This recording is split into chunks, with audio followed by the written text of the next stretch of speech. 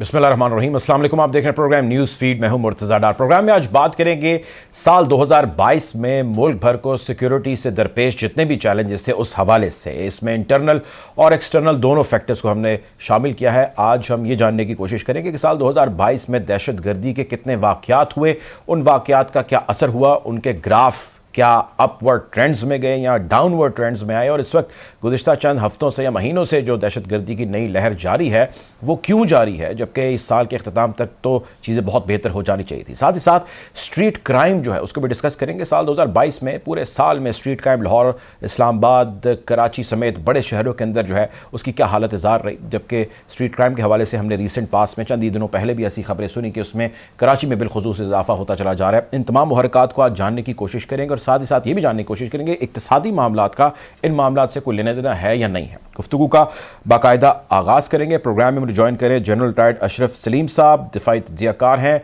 Welcome to the show sir. Ehsanullah Tipu साहब हमें join कर रहे हैं, जर्नलिस्ट हैं, एनालिस्ट हैं। वेलकम टू द शो एहसान साहब। जनरल साहब, सर गुफ्तगू का आगाज़ मैं आपसे करना चाहूँगा, ये फरमाइएगा 2022 का साल वो साल था जिसमें हम एज्यूम ये कर रहे थे कि जिस तरह हमने कला कमा किया पहले दहशत गर्दों का और दहशत गर्दाना कार्रवाइयों को रोका गया, अब वो ख़त्म या कम होने की बजाय जो है दोबारा अपवर्ड ट्रेंड्स हैं, दोबारा बढ़ रही हैं। वो लकी मरवत के इलाके हों, वो बन्नू हो या वज़ीरिस्तान हो या बल्कि इस्लामाबाद हो, ये वाक़यात बहुत बढ़ने लगे। Sir why, what is the reason? जी बहुत शुक्रिया डार साहब। बात यह है कि इसमें एक तो हमारे एक्सटर्नल हालात का भी तलका, लेकिन उससे ज़्यादा मेरे ख्याल में हमारी जो इंटरनल सिचुएशन रही है, खा वो पॉलिटिकल सिचुएशन है या हमारी इकोनॉमिक सिचुएशन है या हमारी सोशल इस वक्त जो हमारी सोशियोलॉजी की हालात हैं जी, इसको अगर हम सारे को देखते हैं तो इसमें इन सब का असर है। लेकिन मेरे लिहाज से सबसे ज़्यादा असर हमारे इंटरनल हालात का इसके ऊपर पड़ता है। एक बहुत बड़ी चेंज आई 2022 में, अप्रैल में पॉलिटिकल चेंज आई और उसके नतीजे में उस चेंज में ये हुआ कि सेंटर में गवर्नमेंट एक 9 पार्टियों की या 12-13 जो भी पार्टियां इकट्ठी उनकी, पीडीएम की, उसमें पीपल्स पार्टी भी शामिल है। लेकिन प्रोविंसेस में गवर्नमेंट आप देखिए कि पंजाब और केपी के जो कि बड़े सूबे हैं और केपी पे खास तौर पे लॉ एंड ऑर्डर के लिहाज से बड़ा सिग्निफिकेंट सूबा है कि वो अफगानिस्तान के साथ मिलता है। फिर बलूचिस्तान का भी इसी तरीके से आप देख लीजिएगा, जहाँ पे हालात लॉ एंड ऑर्डर के लिहाज से ज़्यादा ख़राब हुए। इन सारों में हमारी पॉलिटिकल सिचुएशन का अब ज़्यादा हाथ है, इकोनॉमी का भी हाथ है, क्योंकि इकोनॉमी में भी प्राइसेस चीज़ों की बहुत ऊपर गई, बहुत महंगी हुई चीज़ें, लोगों को इक्तिसादी मुश्किलात बहुत ज़्यादा हैं। लोगों की 4 वक्त की, 2 वक्त की, 3 वक्त की रोटी लेना ही लोगों के लिए बड़ा मुश्किल है। तो मकसद ये कहने का इन सारे हालात को अगर आप देखें, एनालाइज करें तो उसका असर पड़ा है। हालात दहशतगर्दी के बढ़ने की भी सर ये वजह है। दहशतगर्दी के बढ़ने की वजह मैंने बताया, उसमें एक्सटर्नल हालात भी बहुत सारा रोल प्ले करते हैं, लेकिन इंटरनल हालात इस वजह से भी, इसकी वजह ये है कि देखिए हमारे यहाँ कोई किसी लेवल के ऊपर गवर्नेंस ठीक नहीं है। देखिए दहशतगर्दी कोई एकदम थोड़ी पैदा हो जाती है। लॉ एंड ऑर्डर के छोटे छोटे इश्यूज को अगर आप टैकल नहीं करेंगे, आपकी इंटेलिजेंस की तवज्जो कहीं और होगी, पुलिस की तवज्जो कहीं और होगी, तो ये लॉ एंड ऑर्डर के छोटे छोटे इशू ये बढ़ जाएंगे। इसी तरीके से वो अनासर जो कि पहले ही पाकिस्तान में बहुत ज़्यादा दहशतगर्दी की कार्रवाइयों में मुलव्वस रहे हैं, वो लोग भी, उनको खुली छुट्टी मिल जाती है, वो लोग भी इससे इनकरेज होते हैं कि जी अब तो हमें छुट्टी मिल गई। फिर उसके बाद आपको याद है कि टीटीपी के पास के साथ, टीटीपी मेनली रिस्पॉन्सिबल है जितना भी हमारे यहाँ दहशतगर्दी की कार्रवाइयाँ होती हैं, टीटीपी ही आजकल कोऑपरेट कर रही है, जो बलूचिस्तान में लोग कर रहे हैं उनके साथ भी, और उनको भी टीटीपी की वजह से ही शय मिल रही है। और टीटीपी के अफगानिस्तान में जिस तरह के आपको पता है कि वहाँ पे लिंक्स हैं, वहाँ पे उनको ट्रेनिंग ग्राउंड्स मिले हुए हैं, वहाँ पे उनको हाइडिंग ग्राउंड्स मिली हुई हैं, हाइड आउट्स हैं उनकी, वहाँ से निकल के वो हमले करते हैं। और इसी तरीके से वो अब तो इनका लिंकेज है। बिल्कुल ठीक। अच्छा सर, ये जो लिंकेज है टीटीपी का अफगानिस्तान में और अफगानिस्तान में मौजूद एमिरेट्स उनके साथ क्या कर रहे हैं, मैं इस पर आपसे तफसीली जवाब चाहूँगा, उस पर अलहदा बात करते हैं। मेरे साथ रहिएगा।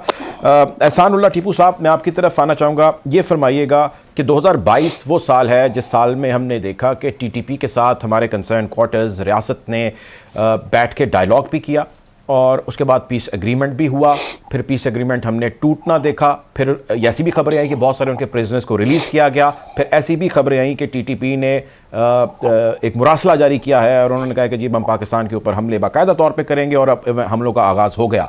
सो from the peace agreement, peace truce to these attacks, कहाँ पे गलती हुई और किससे गलती हुई? नहीं, मेरे ख्याल में अफगानिस्तान में तालिबान हुकूमत का आना, वहाँ पे यानी उसको हमने बड़ा सेलिब्रेट भी किया था और फिर पाकिस्तान पूरा ब्रांड एम्बेसडर बना पूरी दुनिया में तालिबान का। और मेरे ख्याल में वहाँ पे हमने गलती की और पिछले 20 साल में हमने एक और गलती की कि हमारे जहन में यहाँ पे एक सोच पा गई थी कि अगर अफगानिस्तान में तालिबान की हुकूमत आएगी तो जितने भी हमारे सिक्योरिटी कंसर्न्स होंगे, स्ट्रेटेजिक कंसर्न्स होंगे, तो वो चीजें एड्रेस होंगी। और वो चीजें अब नहीं हो रही, बल्कि जब से तालिबान की हुकूमत आई है अफगानिस्तान में तो टीटीपी के हमलों में, उनकी रीऑर्गेनाइजेशन में, रीएमर्जेंस में उसको काफी तकलीफ मिली है। हम तो चूंकि ग्राउंड से चीजें कवर कर रहे हैं तो वो चीजों का हमें पता चल रहा है। और पिछले 1 साल से, यानी ये तो अभी ये चीजें मीडिया पे हाईलाइट होना शुरू हो गई हैं, लेकिन पिछले 1 साल से खैबर पख्तूनख्वा जो कबायली इलाका है तो वहाँ पे मुसलसल टीटीपी के जो हमले हैं उनमें तेजी भी आ रही है, शिदत भी है।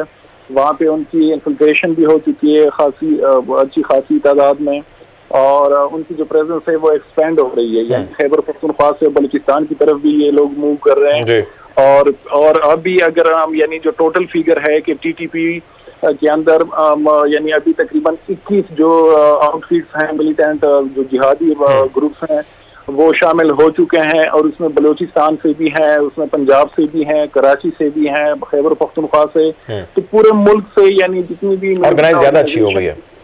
जी एग्जैक्टली। तो उनके यानी मैन पावर में भी इजाफा हो गया है, उनका जो रीच है वो भी हम देख रहे हैं कि पिछले हफ्ते इस्लामाबाद में वो खुदकुश हमला हो चुका है, कोयटा में वो ऑलरेडी कर चुके हैं, और अभी भी यानी मेरी इंफॉर्मेशन के मुताबिक उनकी इतनी स्ट्रेंथ है कि वो मुल्क के बाकी हिस्सों में भी वो ऑपरेशन कर सके।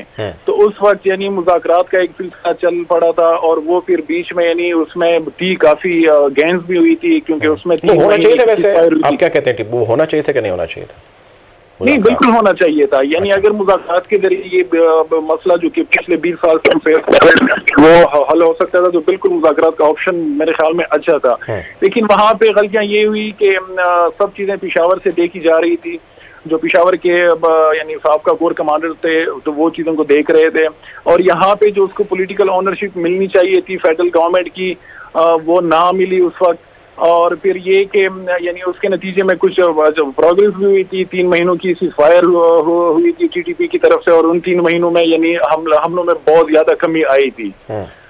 लेकिन फिर ये हुआ कि जो पॉलिटिकल ओनरशिप नहीं मिली, और जिस तरह जनरल साहब ने भी कहा कि डोमेस्टिक जो एक पॉलिटिकल सिचुएशन बनी है उसकी वजह से जो सिक्योरिटी की ओवरऑल सिचुएशन है वो भी बहुत ज्यादा डिस्टर्ब हो रही है। हुकूमत जो है फेडरल गवर्नमेंट वो तो जो नहीं दे पा रही, और बजाय ये कि इसके खिलाफ कोई यूनिफाइड अप्रोच फेडरल गवर्नमेंट और खैबर पख्तूनख्वा की जो प्रोविंशियल गवर्नमेंट है वो अडॉप्ट करते, वो अभी भी इल्जाम तराश हो रही है। यानी हम जब बात करते हैं खैबर पख्तूनख्वा गवर्नमेंट के ऑफिशियल से तो वो कहते हैं कि ये हमेशा से ये मिलिटेंसी का इशू है, ये फेडरल सब्जेक्ट है, फेडरल हमारी इतनी कैपेसिटी नहीं है। प्रोविंस के ऊपर, प्रोविंस विभाग के ऊपर जो है वो सियासत की भेंट भी सारा मामला चल रहा है। मेरे साथ रहिएगा, मलिक हबीब खान साहब हमें ज्वाइन करें। साबिक वज़ीर दाखिला रह चुके हैं, पुलिस सर्विस कर चुके हैं, बहुत अहम ओहदों पे खिदमत सर अंजाम दे चुके हैं। Welcome to the show Malik साहब। सर ये फरमाइएगा कि इस वक्त हम बात करें 2022 कैसा रहा साल पूरा, टेररिज्म और लोकल जो क्राइम बढ़ा है उस हवाले से आप लीड कर चुके हैं इन तमाम मामलात को अपने टेन्योर में। ये फरमाइए कि इस वक्त there is a spike, there is a rise in all these activities, और उस पे रियासत की जानिब से जो स्ट्रैटेजी, क्लियर प्लान या नेशनल एक्शन प्लान के तहत या whatever it should be, वो हमें पॉलिसी दिख नहीं रही, हमें दिख नहीं रही या है नहीं, अगर है तो दिख क्यों नहीं रही? I mean what is your understanding? देखिए जी, ये जो 2022 है जी, ये आपने ठीक कहा कि ये बड़ा सिग्निफिकेंट साल था, क्योंकि इसमें जब अमेरिकन ट्रूप्स का पुल आउट हुआ और नाटो का पुल आउट हुआ तो उसके बाद ये एक्सपेक्टेड था कि इसका फॉल आउट जो है वो पाकिस्तान में होगा और पर्टिकुलरली बलूचिस्तान में होगा। और मैं लास्ट ईयर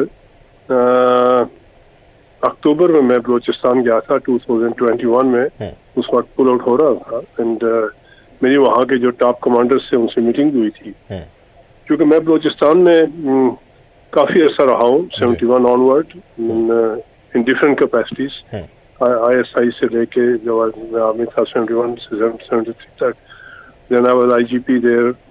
तो मैंने वहाँ उनको अपनी इनपुट दी थी कि ये you should be very careful, इसका फॉल आउट जो है वो बलूचिस्तान से शुरू होगा, और बलूचिस्तान मूवमेंट जो है खासकर जो वहाँ पर रा की जो एक्टिविटीज हैं, रा का नेक्सस जो है विद अदर फॉरेन एजेंसीज वो बड़ा स्ट्रॉन्ग है, और वहाँ TTP और भी एलिमेंट्स हैं, और जो पख्तूनख्वा और जो बलूचिस्तान BLO ये और उनके जो एलिमेंट्स हैं, काफी एलिमेंट्स हैं, उनको भी कल्टीवेट किया हुआ है। तो यहाँ से वो, क्योंकि उनका बेसिक टारगेट बलूचिस्तान था, और मैंने कहा प्रायोरिटी 1 पर आप यहाँ पर जो है अपनी सिक्योरिटी को बिल्टअप करें। और असल में बेसिक चीज़ ये होती है कि टेररिज्म का जो मैंने स्टडी की है इसकी, वो ये है कि टेररिज्म को न्यूट्रलाइज डेमोक्रेसी करती है, जमहूरियत जो है, और जमहूरी निज़ाम जो है ना वो इंसाफ फराम करता है। तो जो निज़ाम इंसाफ फराम करे वो दहशत गर्दी को न्यूट्रलाइज करता है। लेकिन अगर नामनहाद की जमहूरियत हो तो फिर इंसाफ नहीं मिलता। और अनफॉर्चुनेटली मैं इसमें ग्रेज नहीं करूँगा कि इस वक्त हमारा जो सियासी इस्तेकाम है और माशी इस्तेकाम है, ये जो है ये टेररिज्म को, दहशत गर्दी को रोकने में, रुकावट में एक मेरे ख्याल में एक बहुत बड़ा हर्डल है। हमें सबसे पहले अपने इंटरनल जो मामलात हैं उनको ठीक करना है। हमारी पॉलिटिकल जो स्टेबिलिटी है वो बड़ी इंपॉर्टेंट है। हमारी इकॉनमी जो है is a verge of collapse, वो बड़ी इंपॉर्टेंट है, उसको बिल्टअप करना। मैं इसमें नहीं जाऊंगा कि वो कौन से फैक्टर से कि क्यों हम इस मकाम पर पहुंचे, लेकिन मैंने कोल्ड वार का जो है जो ज़ियाउल हक के ज़माने में शुरू हुई थी, सोवियत यूनियन का जो सिलसिला था राइट फ्रॉम 80 ऑनवर्ड टू 88, उसमें भी मैं इन्वॉल्व रहा हूँ, क्योंकि मैं उस वक्त इंटेलिजेंस एजेंसीज में था और फील्ड में था। मैंने वो भी टाइम देखा और 9/11 के बाद का भी देखा है। लेकिन खासकर जो लास्ट 10 ईयर्स थे, इसमें जो पॉलिटिकल इंस्टेबिलिटी थी और जो पॉलिटिकल पार्टीज का रोल था, वो मेरे ख्याल में इतना इफेक्टिव नहीं रहा to deliver justice to the common man. ठीक है, ठीक है, ठीक है। बहुत शुक्रिया जी। प्रोग्राम में हमें ज्वाइन किया था मलिक हबीब खान साहब ने, साबिक साहब हैं। बहुत शुक्रिया। जनरल साहब, मैं आपकी तरफ आना चाहूँगा। पॉलिटिकल इंस्टेबिलिटी, मौशी हालात का अबतर हो जाना, लार्जली रीज़न अभी तक तो कलेक्टिवली हम सामने निकाल सकें, जितने भी आप कमेंटेटर इस पे कमेंट कर रहे हैं, जहाँ तक सिक्योरिटी अनरेस्ट का मामला है। ये बताइए कि जब सिक्योरिटी को लीड करने वाले वो फ़ौज के सालार हैं, या वो इंटेलिजेंस एजेंसीज़ के हैं, या वो लोकल जो हमारी फोर्सेस हैं उनके लीडर्स हैं, IGs हैं, I mean whenever they work with the collaboration of politicians, या वो अपनी planning, policy, strategy in different layers को ऑपरेट या सामने रखते हुए ऑपरेट करते हैं, या वो पॉलिटिकल मामलात से जुड़े होते हैं उनके बहुत सारे फैसले? देखिए, बात ये होती है कि एक अप्रोच है, बॉटम अप अप्रोच कहते हैं उसको। मेरे ख्याल में हमने टॉप डाउन बहुत काम किया है, जहाँ पे आर्मी जाके ऑपरेशन शुरू कर दे और उसमें सिविलियन एजेंसीज या सिविल गवर्नमेंट भी कोऑपरेट करती है। मेरे ख्याल में इस वक्त पाकिस्तान में इतने बड़े बड़े खला हैं, बिल्कुल मलिक हबीब साहब ने बिल्कुल दुरुस्त फरमाया कि बड़ी बड़े मसाइल हैं। बलूचिस्तान के अंदर आप देख लीजिएगा, कोई सिस्टम उस तरीके से नहीं है जिस तरीके से बाकी सूबों में है। बी एरियाज वाला मसला है, पुलिस का वहाँ पे प्रेजेंस नहीं है, बाकी गवर्नेंस उस तरीके से नहीं है जिस तरीके से पंजाब में है या KPK में है या बाकी सूबों में है। बात यह है कि हमें थोड़ा सा बॉटम अप अप्रोच लेके जाना पड़ेगा। ख़ास तौर पे एक चीज़ होती है लोकल गवर्नमेंट का बड़ा कंट्रोल होता है अपने एरिया के ऊपर, लोगों के साथ उसका कांटेक्ट होता है। ये जो एंटी सोशल एलिमेंट्स हैं या टेररिस्ट लोग हैं, इनकी स्पेस को आपने कम करना है वहाँ पे, और वो स्पेस तभी कम की जा सकती है कि आपके साथ कॉमन आदमी जो है उसका एक तल्लक होना चाहिए। जो लोकल गवर्नमेंट्स हैं वो ये तल्लकात पैदा कर सकती हैं कॉमन आदमी के साथ, उनके स्टेक्स उसमें बिल्ड कर सकती हैं। तभी उन लोगों को पता चलेगा कि हमारे अंदर कौन आ गया है। मैं एक छोटी सी मिसाल, मैं इंडोनेशिया में था, ट्रेनिंग के सिलसिले में गया हुआ था। मैं जिस मोहल्ले में रहता था, बंडुंग में था मैं, जिस मोहल्ले में रहता था मैं, मुझे वहाँ की लोकल कमेटी के पास जाके उनसे मिलना पड़ता था। वो एक रखते थे साहब, उनको पता था कि हमारे इलाके में कौन आया कौन गया। ग्रास रूट लेवल तक जो है वो कनेक्टेड होते थे। जी, ग्रास रूट, और वो grass root level local bodies की जो सिस्टम होता है, लोकल गवर्नमेंट जो होती है वही क्रिएट कर सकती हैं, और उसी में आपको आपका जो सिक्योरिटी सिस्टम है वो भी बिल्ड इन करना पड़ेगा।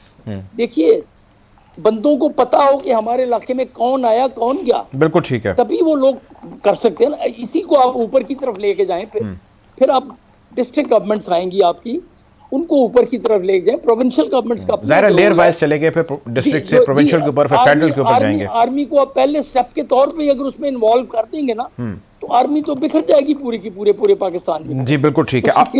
सिक्योरिटी का ये मतलब नहीं है कि हर जगह पे आर्मी को ठोल दो, हर जगह आर्मी जो है वो पहुंच जाए और वहां पे सिक्योरिटी को जो है वो मेक श्योर करे। इस सबको लेयर्स में ऑपरेट करना होगा। मेरे साथ रहिए, कहना था जनरल साहब का। मैं आपकी तरफ आता हूं। एहसानुल्लाह टीपू साहब, आपकी तरफ जाना चाहूँगा। एक नैरेटिव या एक स्कूल ऑफ थॉट या एक बयानिया ये है कि टीटीपी हो या दीगर दहशतगर्द अनासर हों, ये सारे ऑपरेट करते हैं विद फंड्स, और उनको अच्छे खासे फंड्स चाहिए होते हैं। अब फंड्स या तो उनको भारत दे सकता है, उस पर इल्ज़ाम लगता है, या फिर इल्ज़ाम लगता है कि जी अमेरिका दे सकता है। आपकी क्या अंडरस्टैंडिंग है? Apart from India, is USA, CIA behind this all? क्योंकि बहुत सारे फॉर्मर जनरल्स का भी कहना है, हमारे टॉक शोज़ पे भी आके कहा कि CIA बड़ा प्लांटेड यहाँ पे कार्रवाइयाँ कर रहा है और फंड कर रहा है। क्या कहेंगे आप? नहीं, आपकी आवाज़ कुछ डिस्टॉर्ट कर रही है, मैं सुन नहीं पा रहा आपको। एहसान, ये जो एक नैरेटिव है कि इसको फलाह और एजेंसी फंड, ये तो वो चीजें तो मेरे ख्याल में तालिबान के आने के बाद उसमें इतनी वक़्त नहीं रही। अच्छा। जहाँ तक फंडिंग की बात है तो अफगानिस्तान में पूरा अफगानिस्तान उनके पास है, तो अफगानिस्तान से यानी एक मिलिटेंट ऑर्गेनाइजेशन के लिए फंड जनरेट करना वो इतनी मुश्किल बात नहीं है। अच्छा। वहाँ पे स्मगलिंग भी हो रही है पूरी दुनिया में, यानी एक हब बना हुआ है स्मगलिंग का भी। और दूसरा ये कि उनके जो रिसोर्सेज है उनके इतने रिसोर्सेज चाहिए भी नहीं। और पिछले 20 साल में भी हमने जो एक बड़ी गलती की कि हमने हमेशा जो तहरीक तालिबान पाकिस्तान बल्कि हमने आपकी ऑडियो में कुछ प्रॉब्लम आ रहा है, हम दोबारा कनेक्ट करने की कोशिश करते हैं। यही सवाल जनरल साहब मैं आपकी तरफ लेके जाना चाहूँगा। कुछ ऑडियो डिस्टॉर्शन आ रही है सानुल्लाह साहब की। ये फरमाइएगा, अमेरिका के ऊपर एक इल्ज़ाम लगता है, जनरल अमजद शोएब साहब भी हमारे शो पे आके कह गए, और भी कुछ एनालिस्ट का कहना है कि CIA is actually behind this all, और वो इनडायरेक्टली या डायरेक्टली जो है वो फंड कर रहे हैं, और ऐसा अनरेस्ट वो चाहते हैं। उनका ग्रेटर गेम जो है वो that is to create unrest in Afghanistan juxtapose to Pakistan, ताकि वो चाइना को डेंट पहुंचा सकें। क्या कहेंगे इस नैरेटिव के बारे में? जी बिल्कुल, एक बात तो समझनी चाहिए हमें, तालिबान आ गए हैं वहाँ पे पावर में, लास्ट ईयर आए, लेकिन तालिबान को अभी तक किसी किस्म की दुनिया के साथ कनेक्टिविटी नहीं मिली है, वो वाली कनेक्टिविटी जो उनको चाहिए थी अपने आप को इस्टेब्लिश करने के लिए। इसी चीज़ का फ़ायदा उठाते हुए वहाँ पे डिफरेंट एलिमेंट्स, अफगानिस्तान की हो सकता है मेन सिटीज़ में नहीं, लेकिन पेरिफेरीज में ये चीज़ हो रही है, बाहर के आउटलाइंग एरियाज में ये चीज़ हो रही है। वहाँ पे it is not only CIA, it is raw also, और उसमें और लोग भी शामिल हैं जो ये चाहते हैं कि नंबर एक तो तालिबान हुकूमत को वहाँ पे जब चाहें डिस्टेबलाइज कर सकें वो लोग, और तालिबान हुकूमत को, अफगान तालिबान हुकूमत को जितना ज़्यादा हो सके डिस्टेबलाइज करते रहें। और दूसरा मकसद, वहाँ पे TTP को पाला जाए और उससे पाकिस्तान को डिस्टेबलाइज किया जाए, पाकिस्तान के अंदर प्रॉब्लम्स लेके आए जाए। और इस सिलसिले में अगर आप फंडिंग की बात करते हैं, बिल्कुल एहसान साहब की बात दुरुस्त है कि जी अफगानिस्तान में चूंकि उस लिहाज से हुकूमत नहीं है उस तरह की, उनको वहाँ पे पैसे रकम मिल जाती है, लेकिन एट द सेम टाइम जिन मुल्कों का, फॉर एग्जांपल रॉ का अगर इंटरेस्ट है TTP को पाकिस्तान के अगेंस्ट यूज करने का, तो रॉ को वो फंड कर रहे हैं, इसमें कोई शक नहीं हमें होनी चाहिए। और ये सारा it's not only monetary funding नहीं है, उसमें असले का देना, बाकी जो चीजें चाहिए उनको पाकिस्तान को डिस्टेबलाइज करने के लिए, हथियार जो चाहिए वो भी साथ देते हैं।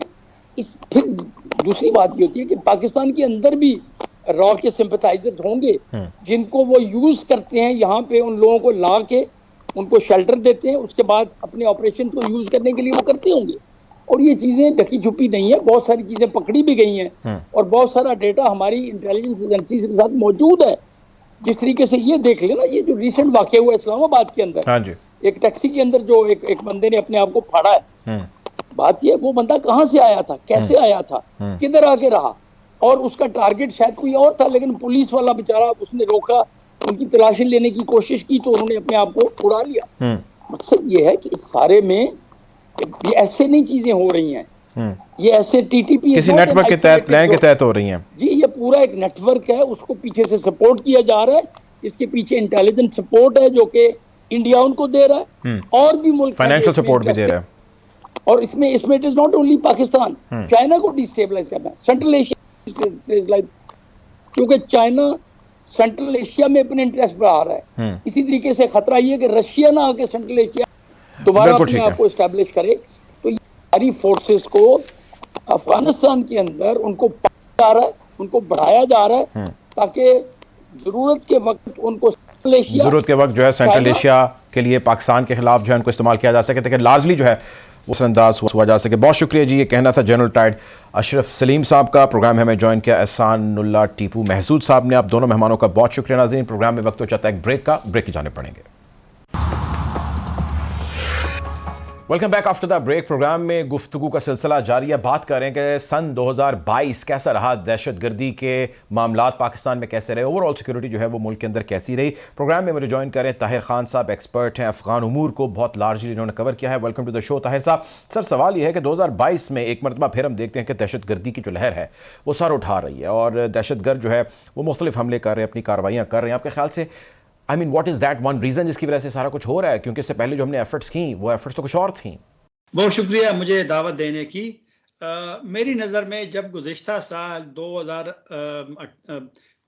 अक्टूबर में जब मुज़ाकरात शुरू हुए थे, तो उसके बाद उन मुज़ाकरात के दौरान कलदम तहरीक तालिबान पाकिस्तान ने कोशिश की थी, क्योंकि उस वक़्त तो फिर जंगबंदी हो गई थी, कोशिश की थी कि आहिस्ता आहिस्ता उन मुज़ाकरात के दौरान जो उनके अगर पुराने यहाँ पे लोग हैं उनको थोड़ा सा फ़ाल कर दें, और साथ साथ अफ़गानिस्तान से भी अपने लोगों को यहाँ भेजें। जब मुज़ाकरात शुरू हुए और काबुल में वफूद का आना जाना हुआ, तो उस दौरान भी फिर बाद में मेरी नज़र में शायद यहाँ पर जो ज़िम्मेदारान थे उनके जहन में यही एक सोच होगी कि कुछ लोगों को एतमाद साजी के लिए उनको इजाज़त दी जाए कि वो पाकिस्तान आए और अपने घरों में चले जाएं।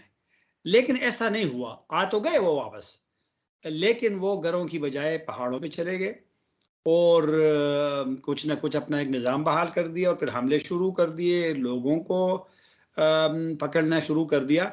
तो इस वजह से वो सिलसिला चलता रहा। फिर जाहिर बात है, अगर टीटीपी के लोग सवात में पुलिस ऑफिसर को और फौजी अफसर को या जगह जगह पे वो हमले करेंगे, जो भी नाम वो देते थे, तो उनके खिलाफ तो एक्शन तो लेना है। तो जब यहाँ से एक्शन शुरू हो गया तो आहिस्ता आहिस्ता मामला बिगड़ता फिर तालिबान ने सितंबर से हमले ज़्यादा कर दिए, और फिर बाज़ाब्ता जो जंगबंदी थी जून 1 को जो ऐलान हुआ था उनको तकरीबन ख़त्म कर दिया।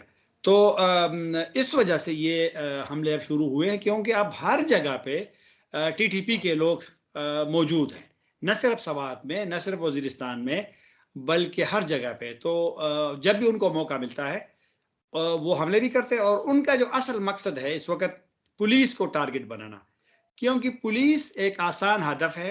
वो मफरूर के खिलाफ भी जाते हैं, वो चापे भी मारते हैं, वो ड्यूटी भी देते हैं, तो हर जगह पुलिस मौजूद होती है। तो पुलिस पे हमला करके वो अपने आप को थोड़ा सा, अपना वजूद को भी वो साबित करते हैं। तो यही वजह है कि टेररिज्म बदकिस्मती से दोबारा पाकिस्तान में जगह जगह पे अब वाक़यात हो रहे हैं। अच्छा सर, ये फरमाइएगा कि अब आप जानते हैं कि इसी साल में 2022 जिसकी हम बात कर रहे हैं, तालिबान जो पाकिस्तान में मौजूद है यानी टीटीपी, उसके साथ पाकिस्तान के मुक़्तदर हलकों ने, कंसर्न क्वार्टर्स ने मुज़ाकरात भी किए, अफगानिस्तान ने इसमें हमें हेल्प आउट किया, पीस ट्रूस जो है वो भी हुआ, यहाँ पर लोगों के सेंटिमेंट भी हर्ट हुए, बहुत सारे लोगों ने कहा ये नहीं होना चाहिए था। इवेंचुअली उन्होंने मुआहदा किया या नहीं किया, लेकिन ऐसी बातचीत उनके साथ होती रही, और उसके बाद इवेंचुअली उन्हें हम पे हमले शुरू कर दिए।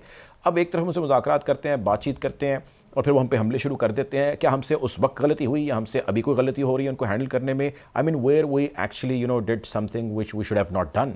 हाँ, मेरे ख्याल में कुछ चीज़ें शायद यहाँ एक सोच थी कि मेरे ख्याल में जब टीटीपी के लोगों को वापस आने दिया गया तो इनका शायद ख्याल होगा कि ये जिस तरह के तहरीक इंसाफ लॉन्ग मार्च या जो भी करके तो आकर के फिर वापस चले जाते हैं, या तहरीक लबैक वाले बैठ जाते हैं फिर उठ जाते हैं। तो उनका भी ख्याल था कि शायद ये लोग आ जाएंगे और बस उसी तरह मामला रफा दफा हो जाएगा। ऐसा नहीं हुआ।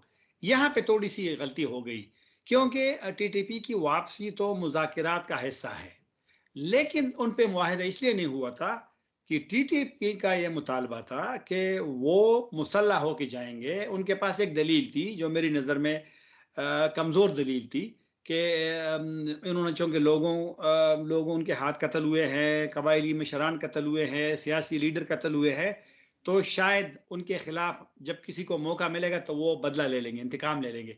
ये उनकी एक दलील थी जो नहीं मानी गई थी कि अगर वो मुसल्लह होके आते हैं तो यही हुआ जो अभी हो रहा है।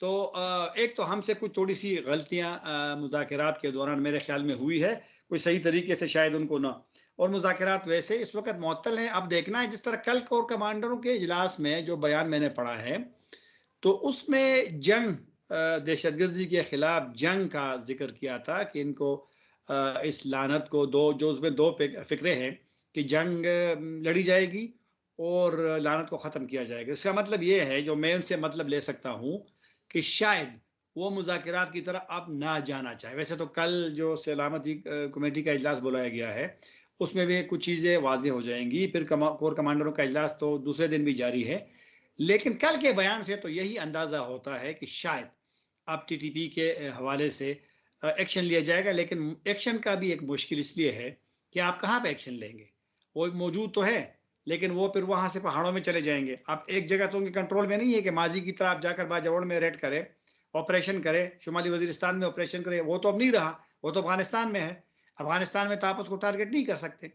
तो एक चैलेंज हमारे लिए है, लेकिन अब देखना है कि कोर कमांडरों के इजलास के बाद क्या हतमी फैसला आता है, और कल नेशनल सिक्योरिटी कमेटी का अगर इजलास होता है तो उसमें क्या फैसले होते हैं। दूसरा सर, एक और मसला बड़ा अहम ताहिर साहब, वो अफ़गानिस्तान में मौजूद तालिबान के हवाले से जिसका आपने भी जिक्र किया। अब तालिबान जो अफ़गानिस्तान में मौजूद है, हमने उनको बहुत ज़्यादा सपोर्ट किया और मुख्तलिफ स्टेजेस के ऊपर सपोर्ट किया, वहाँ पर मौजूद तालिबान को सपोर्ट किया, वहाँ से यहाँ पर आने वाले अफ़गानियों को हमने सपोर्ट किया। लेकिन जो रिसेंट वेव एक आई हुई है अनरेस्ट की एट द बॉर्डर, जहाँ पे हमारी फेंस लगी है, उस फेंस को उखाड़े जाना, वहाँ पर मौजूद तालिबान की जानिब से उखाड़ के ऐसी भी फुटेज आ रही है, अपनी गाड़ियों में रख के लेकर जा रहे हैं। उन्होंने फायरिंग की, हमारे यहाँ पर सिविलियन शहीद हुए, ज़ख्मी हुए। हमारी अफवाज पाकिस्तान के बॉर्डर पर मौजूद जितने जवान थे उन्होंने उनकी तमाम तर जो है वो बर्दाश्त किया। वहाँ से जो गोलियाँ आने वाली थी या वहाँ से जिस भी किस्म का एग्रेशन आया था उसका जवाब भी दिया गया। I mean we have done so much for them, और वो हम पे इस किस्म के हमले कर रहे हैं। क्या वजह है इसकी सर? पाकिस्तान और तालिबान हुकूमत के दरमियान एक बदएतमादी है, और इस वक्त जो मैं आपसे बात कर रहा हूँ, इस वक्त तो तकरीबन मामला इसलिए बिल्कुल, मतलब वो सफ़ीर हमारे 5 दिसंबर को वापस आए थे, नाज़िमुल उमूर साहब, जब 2 दिसंबर को हमला हुआ वापस नहीं गए। और आज वज़ारत ख़ारिजा के तर्जुमान खातून तर्जुमान ने भी कहा कि वो अभी तक यहाँ है। फिर कुछ और लोग भी वापस आए हैं सफारत खाने से। तो एक सर्द महरी सी पैदा हो गई है मेरी नज़र में, जो बदएतमादी थी, क्योंकि तालिबान ने इल्ज़ाम लगाया था कि ड्रोन पाकिस्तान से जाते हैं, वहाँ पर हमले करते हैं। कुछ ये चीज़ें भी थी, और कुछ तालिबान का वैसे भी पाकिस्तान से पुराना कोई उनका कोई ज़्यादा अच्छा तजुर्बा, मतलब है कि नाराज़गी है, तो वो कभी कभी कुल्लम कुल्ला उसका इजहार भी करते हैं। मुल्ला याकूब का बयान आपको याद होगा, शेर अब्बास तानकज़ई जो नायब वज़ीर ख़ारिजा है, उन्होंने बड़ा सख्त बोला था जब वज़ीर आज़म ने इसी साल सितंबर में वहाँ पे अक़वाम मुत्तहिदा में बात की थी। तो एक बदएतमादी सी है, और एक बात तो हमें मानना पड़ेगा कि गुज़िश्ता हुकूमतों से आपके इख्तिलाफ क्यों ना हो, लेकिन एक निज़ाम जब होता है, इख्तिलाफ अगर आता भी है, बाढ़ पे अगर इख्तिलाफ हो, किसी और मसले पे हो, तो लोग बैठते हैं, बात करते हैं। लेकिन तालिबान का थोड़ा सा अलग एक है। वो जिस तरह चमन की आपने बात की थी, तारीख में नहीं हुआ कि बिल्कुल होते हैं, क्लैशेस होती रही है, माजी में भी होती रही बॉर्डर पे, लेकिन शहरी इलाकों में बमबारी नहीं हुई, तोप का इस्तेमाल नहीं हुआ, राकेट नहीं बरसाए गए। और इस दफ़ा तालिबान ने 2 मरतबा चमन शहर पे बमबारी की, और चमन शहर में पहले हमले में 6 लोग हमारे आम शहीद हुए हैं, दूसरे में 1 शहीद हुआ, आम लोग 20 तक ज़ख्मी थे। तो ये माजी में कभी नहीं हुआ। अब चूँकि वहाँ पर उस तरह निज़ाम तो नहीं है माजी की तरह, तो ये हमें भुगतना पड़ेगा अब, क्योंकि अब हमें गैर रिवायती किस्म की फ़ौज की और इस तरह के एक अब सामना है। लेकिन फिर भी मैं यही कहूँगा कि इंगेज या उनसे बात करने के अलावा हमारे पास कोई रास्ता है नहीं। हमें उनके साथ बैठना है, इख्तिलाफात होंगे, कभी कभी बदमज़गी होगी, कभी कभी इस तरह के जो उन्होंने फायरिंग किए या वाक़यात होंगे, लेकिन फिर भी उनसे बैठना पड़ेगा, उनसे बात करनी पड़ेगी। यही हमारा एक ऑप्शन है। और तालिबान को भी समझना पड़ेगा कि अगर इख्तिलाफ हो भी तो उसका इलाज वहाँ पर राकेट या तोप का इस्तेमाल बिल्कुल भी नहीं है। आखिरी सवाल सर वो यही है, मैं चाहता हूँ जरा आप तफसील में बयान करें कि जब तालिबान का टेक ओवर हुआ अफगानिस्तान के अंदर, तो उससे पहले भी हम उनकी बहुत हेल्प आउट किया हमने उन लोगों को। बहुत सारे अफ़गानी, तकरीबन 30 लाख, कोई 40 लाख भी कहता है कि अनऑफिशियल फिगर अब हो चुका है अफ़गानिस्तानी जो अफ़गानी लोग हैं पाकिस्तान के अंदर मौजूद हैं, वो जम हो चुके हैं हमारे कल्चर में। और अब जब तालिबान का टेक ओवर हुआ तो इस टेक ओवर के अंदर भी हमने उनको बहुत ज़्यादा हेल्प आउट किया। आज भी हमारी तरफ से उनके लिए कभी अद्वियात जाती हैं, कभी गर्म कपड़े जाते हैं, कभी सामान जाता है खाने पीने का। So we are helping them and we have helped them a lot. तो पाकिस्तान को इतनी उनके लिए मेहनत की, पाकिस्तान ने बहुत सारा वेस्ट का प्रेशर भी बर्दाश्त किया, बहुत सारे वेस्टर्न कंट्रीज़ ने पाकिस्तान को जो है वो इल्ज़ाम लगाया समेत अमेरिका के कि जी आप, यूरोपियन कंट्रीज़ आपको याद होगा उन्होंने बहुत ज़्यादा पाकिस्तान में प्रेशर भी डाला और उन्होंने कुछ चीज़ को पसंद नहीं किया कि जी पाकिस्तान बहुत ज़्यादा आउट ऑफ द वे जा रहा हो जाके हेल्प कर अफ़गानी को। I mean we have done so much and at the grass root level इस सारी एक्सरसाइज का क्या फ़ायदा हुआ हमें? तब गलती हुई या अब गलती हुई? ये इसका जवाब मेरे लिए थोड़ा सा मुश्किल है, लेकिन पाकिस्तानियों का तो ये मौक़िफ़ बिल्कुल दुरुस्त है कि अफ़गानिस्तान के साथ पाकिस्तान ने जो किया है, और अफ़गान ख़ुद भी मानते हैं जब हम अब काबुल जाते हैं तो वहाँ लोग इसको तस्लीम करते हैं, उसमें वो इनकार ही नहीं है। आपको याद होगा, आपने ख़ुद ज़िक्र किया, गुज़िश्ता साल जब तालिबान आए हैं तो 6 लाख अफ़गान पाकिस्तान आए हैं, 6 लाख अफ़गान पाकिस्तान आए। तो किसी और मुल्क में इतने नहीं गए। जो मगरबी ममालिक थे जिनके साथ काफ़ी अफ़गानों ने काम किया है, तो उन्होंने बहुत थोड़े लोगों को तस्लीम किया, मतलब है कि वहाँ पे पनाह दी है। और अब कभी कभी हम पढ़ते हैं जो वहाँ अमेरिका, बरतानिया या जर्मनी गए हैं तो काफ़ी सारे वहाँ पे उनके साथ अच्छा सलूक नहीं किया गया है। ये जो 6 लाख अभी यहाँ पे है, इसमें अब पाकिस्तान के लिए भी थोड़ा सा एक इशू तो बनता है ना कि इस वक्त तकरीबन इस्लामाबाद में 200 से ज़ायद सहाफ़ी हैं अफ़गान, और अक्सर के वीज़े एक्सपायर हुए हैं। पाकिस्तान उसको नहीं निकालता। पाकिस्तान हालांकि पॉलिसी भी है कि 31 दिसंबर के बाद जो बगैर वीज़े के या एक्सपायर वीज़े के साथ रहेगा तो वो एक गैर कानूनी, वो इलीगल इमिग्रेंट होगा यहाँ पे पाकिस्तान में। लेकिन फिर भी पाकिस्तान किसी को बज़ोर नहीं निकालेगा। पाकिस्तानियों की तवक्को तो यही है कि अफ़गानों के लिए पाकिस्तानियों के दिल बहुत बड़े हैं और एक भाईचारे वाला, एक भाई वाला ताल्लुक़ है, और तवक्को पाकिस्तानियों की यही होगी अफ़गान से। पाकिस्तानी अफ़गानों से कुछ भी नहीं मांगता, लेकिन एहतराम का रिश्ता और फिर ये जो चमन में हुआ है, इसको तो बिल्कुल भी कोई भी तस्लीम नहीं कर सकता, क्योंकि तालिबान का खुद भी बलूचिस्तान के साथ एक बहुत गहरा रिश्ता रहा है जब वो यहाँ पे होते थे। और चमन में कौन है? इस तरफ भी पश्तून है, आधे इस तरफ है, और यही कौम आधी उस तरफ है। तो अगर आप उस पर मारेंगे तालिबान जज्बात में आकर के, जोश में आकर के, तो फिर कैसे होगा? तो मेरे ख्याल में अफ़गान साइड को देखना पड़ेगा। और यही मैं बार बार कहता भी हूँ कि अगर आप फायर करते हैं तो फिर इसका आप हुकूमत को तो नुकसान नहीं पहुंचा सकते। आप अपने जो आपके साथ हमदर्दी है पाकिस्तानियों की, उनको आप नुकसान पहुंचाना चाहते हैं। और प्लीज़ इन कामों से आप ज़रा थोड़ा सा एहतियात करें। तो अब उन पे डिपेंड करता है कि वो आया पाकिस्तानियों की जो मोहब्बत है, हमदर्दी है, उसका वो किस तरह जवाब देते हैं।